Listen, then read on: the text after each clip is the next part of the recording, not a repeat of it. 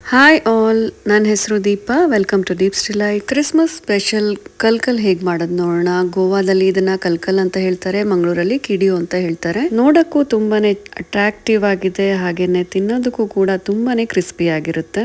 Air tight box ಅಲ್ಲಿ ಹಾಕಿಟ್ರೆ 4 ತಿಂಗಳಾದ್ರೂ ಏನೂ ಆಗಲ್ಲ. ಮೈಲ್ಡ್ ಸ್ವೀಟ್, ಕ್ರಂಚಿ ಹಾಗೆ ಕುಕೀಸ್ ಟೇಸ್ಟ್ ಅಲ್ಲಿ ಇರುವಂತಹ ಈ ಕಲ್ಕಲ್ ಹೇಗೆ ಮಾಡೋದು ನೋಡೋಣ.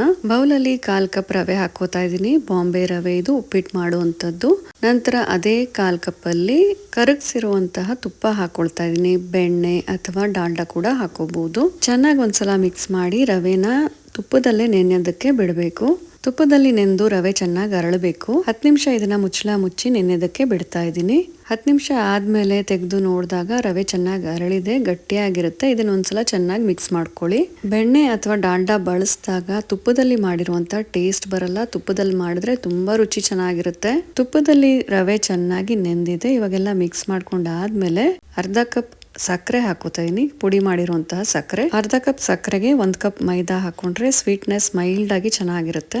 ರವೆ ಜೊತೆ ಚೆನ್ನಾಗಿ ಮೈದಾ ಹೊಂದ್ಕೊಳ್ಳೋ ಹಾಗೆ ಮಿಕ್ಸ್ ಮಾಡ್ಕೋಬೇಕು. ಈ ಸ್ಟೆಪ್ ತುಂಬಾ ಇಂಪಾರ್ಟೆಂಟ್. ಕಲ್ಕಲ್ ತುಂಬಾ ಕ್ರಿಸ್ಪಿ ಆಗಿ ಬರೋದಕ್ಕೆ ಇದು ಸಹಾಯ ಮಾಡುತ್ತೆ. ರವೆ, ತುಪ್ಪ, ಮೈದಾ ಎಲ್ಲ ಚೆನ್ನಾಗಿ ಹೊಂದ್ಕೊಂಡ್ರೆ ನೋಡಿ ಈ ತರ ಹದ ಬರಬೇಕು. ಉಂಡೆ ಕಟ್ಟಕ್ಕೆ ಆಗ್ತಿದೆ ಅಂದ್ರೆ ಹದ ಕರೆಕ್ಟ್ ಆಗಿದೆ. ಇದಕ್ಕೆ ಸ್ವಲ್ಪ ಸ್ವಲ್ಪ ಹಾಲು ಹಾಕೊಂಡು ಚಪಾತಿ ಹಿಟ್ಟಿನ ಹದಕ್ಕೆ ಕಲಸ್ಕೋಬೇಕು. ತುಂಬಾ ಗಟ್ಟಿಯಾಗಿರ್ಬಾರ್ದು ಹಿಟ್ಟು, ಸಾಫ್ಟ್ ಆಗಿರ್ಬೇಕು ಹಿಟ್ಟು, ಇಲ್ಲಾಂದ್ರೆ ಕಲ್ಕಲ್ ಶೇಪ್ ಬರೋದಿಲ್ಲ. ಚಪಾತಿಗೆ ಹೇಗೆ ಹಿಟ್ಟು ಕಲಸ್ಕೋತಿರೋ ಅದೇ ತರ ಸಾಫ್ಟ್ ಆಗಿರ್ಬೇಕು. ಈ ತರ ಸ್ವಲ್ಪ ಹಿಟ್ಟನ್ನ ತಗೊಂಡು ಈ ತರ ಸಿಲಿಂಡ್ರಿಕಲ್ ಶೇಪ್ ಅಲ್ಲಿ ಇದನ್ನ ಉದ್ದಕ್ಕೆ ಮಾಡ್ಕೋಬೇಕು. ಇದನ್ನ ಚಾಕುನಲ್ಲಿ ಚಿಕ್ಕ ಚಿಕ್ಕದಾಗಿ ಕಟ್ ಮಾಡ್ಕೊಂಡ್ರೆ ಒಂದೇ ತರ ಶೇಪ್ ಬರುತ್ತೆ. ಕಲ್ಕಲ್ ಸೈಜ್ ಕೂಡ ಒಂದೇ ತರ ಇರುತ್ತೆ. ಕಟ್ ಮಾಡ್ಕೊಂಡಿರೋದನ್ನ ಚಿಕ್ಕ ಚಿಕ್ಕ ಉಂಡೆಗಳನ್ನಾಗಿ ಮಾಡಿಕೊಂಡು ಒಂದು ಫೋರ್ಕ್ ತಗೊಂಡು ಅದ್ರ ಮೇಲೆ ಈ ತರ ಪ್ರೆಸ್ ಮಾಡ್ತಾ ಹೋಗ್ಬೇಕು.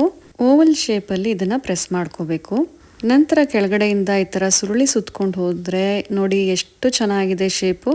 ಈ ಕಲ್ಕಲ್ ಶೇಪ್ ಮಾಡ್ಕೊಳ್ಳೋದು ತುಂಬಾನೇ ಮಜಾ ಅನ್ಸುತ್ತೆ. ಇನ್ನೊಂದು ಮೆಥಡ್ ಅಂದ್ರೆ ಈ ತರ ಸೌಟ್ಗೂ ಕೂಡ ನೀವು ಈ ತರ ಪ್ರೆಸ್ ಮಾಡ್ಕೊಂಡು ಸುರುಳಿ ಸುತ್ಕೋಬಹುದು. ಆದ್ರೆ ಈ ರೀತಿ ಶೇಪ್ ಮಾಡ್ಬೇಕಾದ್ರೆ ಜಾಸ್ತಿ ಪ್ರೆಸ್ ಮಾಡಿದ್ರೆ ನೋಡಿ ಈ ತರ ಅಂಟ್ಕೊಳ್ಳುತ್ತೆ. ಅದರಿಂದ ಫೋರ್ಕ್ ಅಲ್ಲಿ ನಾವು ಮಾಡ್ಕೊಳ್ಳೋದು ತುಂಬಾ ಈಸಿ ಅನ್ಸುತ್ತೆ ನನ್ಗೆ. ಇನ್ನೊಂದು ಮೆಥಡ್ ಅಂದ್ರೆ ಕೈಯಲ್ಲಿ ಈ ತರ ಪ್ರೆಸ್ ಮಾಡಿ ರೌಂಡ್ ಆಗಿ ಮಾಡ್ಕೊಂಡು ಆಮೇಲೆ ಫೋರ್ಕ್ ಮೇಲೆ ಇಟ್ಕೊಂಡು ಪ್ರೆಸ್ ಮಾಡ್ಕೋಬಹುದು.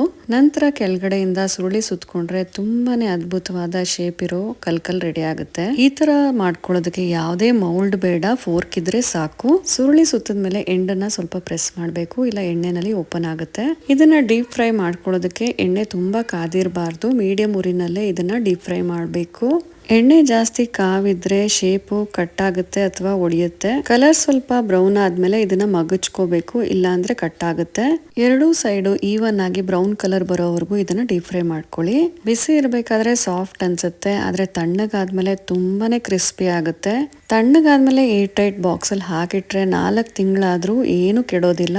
ತುಂಬಾನೇ ಮೈಲ್ಡ್ ಸ್ವೀಟ್ ಆಗಿ ಕ್ರಿಸ್ಪಿ ಆದ ಒಂದು ಕುಕೀಸ್ ತರ ಇರುತ್ತೆ. ತುಂಬಾ ಚೆನ್ನಾಗಿರುತ್ತೆ. ಇದನ್ನ ಕಂಪ್ಲೀಟ್ ಆಗಿ ತಣ್ಣಗಾಗಕ್ಕೆ ಬಿಡಬೇಕು. ಆಮೇಲೆನೆ ಇದ್ರ ಮೇಲೆ ಸ್ವಲ್ಪ ಸಕ್ಕರೆ ಪುಡಿಯನ್ನ ಉದುರಿಸ್ಕೋಬೇಕು.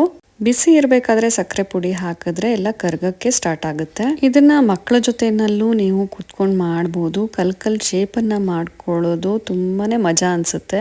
ಮನೇಲಿರೋ ಕೇವಲ 4ರಿಂದ 5 ಇಂಗ್ರೀಡಿಯೆಂಟ್ಸ್ ಅಲ್ಲೇ ಅದ್ಭುತ ರುಚಿಯ ಕಲ್ಕಲ್ ರೆಡಿ ಆಯ್ತು. ಶೇಪ್ ಕೂಡ ನೋಡಿ ಎಷ್ಟು ಚೆನ್ನಾಗಿ ಬಂದಿದೆ, ಕಲರ್ ಕೂಡ ತುಂಬಾ ಚೆನ್ನಾಗಿದೆ.